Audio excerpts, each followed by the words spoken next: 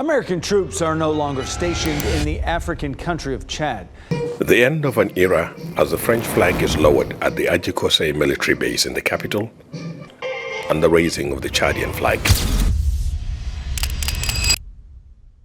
We are in the Chad, considered one of the last pillars in the Western prisons in the Sahel, has turned the tables.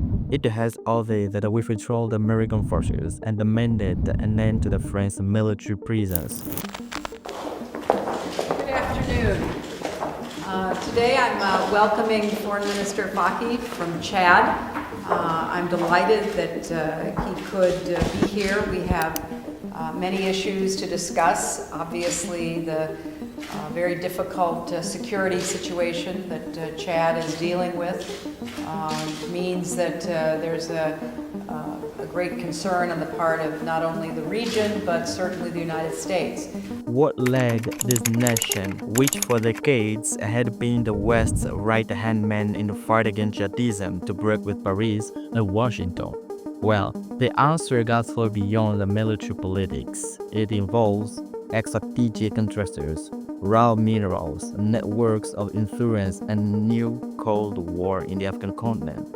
Since its independence in 1960, Chad has maintained a symbiotic relationship with France. French support was decisive in keeping Idriss Déby in power for more than 30 years.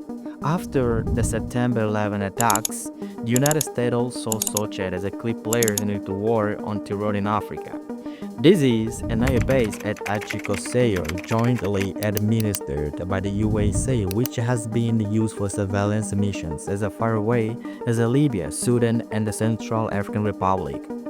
Documents leaked by the WikiLeaks revealed that as earlier in 2009, USA diplomats were concerned about the growing stability of Déby's government and its dependence on France to maintain power.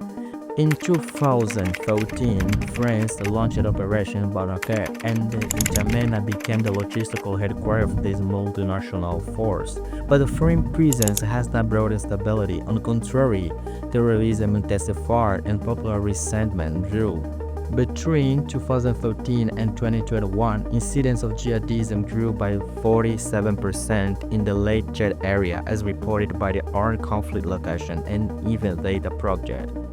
The Western military forces was intensively located in area rich in mineral resources, including sites with a coltan and coltan deposits in the Tibesti and Anadai regions, according to International Crisis Group. At the height of the Operation Barnaker, there were more than 5,000 troops. The actions were perceived as a tool of economic and political control by Paris. In April 2021, Idriss Déby dies mysteriously on the front line. His son, Mohamed Idriss Déby, takes powers with immediate support from France. But the transition was not democratic. It was a military imposition with the appearance of stability. The people soon realized this. France was the first country to recognize the transitional government 2 hours after the announcement of Déby's death. The radio recordings in Canadian Army released in 2022 revealed that part of the military higher command was opposed to the transition, but was silenced due to the repression from the French intelligence.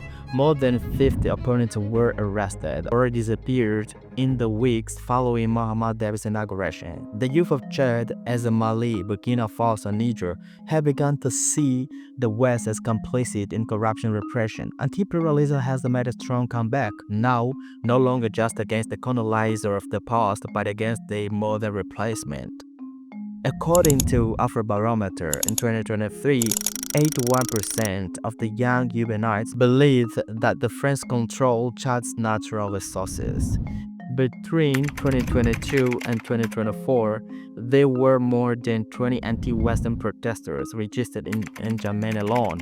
In 2024, the pro-Russian group Front pour la Souveraineté de Chad began organizing demonstrations calling for membership of BRICS Plus and expulsion from France. In the same year, Mohamed Déby's visit Moscow. A few months later, Chad announces the reopening of the Russian embassy. Officially, it's a cooperation, but the truth is that behind the scenes, Chad is quietly replacing France with Russia. Let's see, the Wagner mercenaries and the Russian security advisors have started to circulate discreetly in N'Djamena. Reports from the Jamestown Foundation think tank indicate that the former officers of the Chad's Republican Guard are being trained by the Wagner-linked contractors.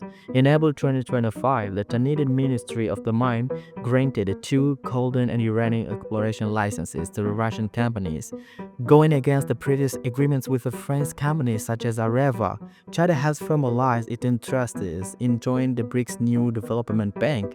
In April 2024, Chad has surprisingly ordered the USA to leave the Achikosei base. In February 2025, it went further. It demanded a total withdrawal of French forces. This is where we see the West losing its last base in Sahel. According to Pentagon, with the loss of Achikosei, the USA has lost 40% of its area covered over the Sahel, including the Mk-9 Reaper drones. The USA African Command now relies on more distant bases such as Djibouti, Ghana, which compromise a real-time operation. France is already tried to negotiate a technical stay but was turned down by Déby. Right, but the question that needs to be asked is, what kind of consequences will this have for Chad? It's a move away from the West. Chad could join the Mali, Niger, Burkina Faso axis, creating an autonomous bloc in Sahel.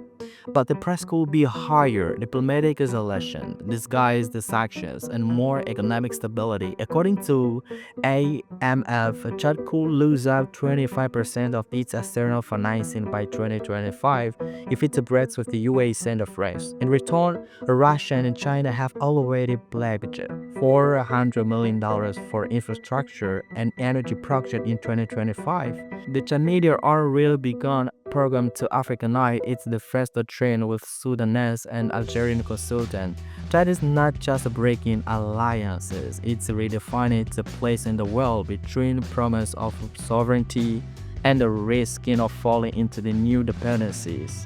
Country is entering the global game with its own card.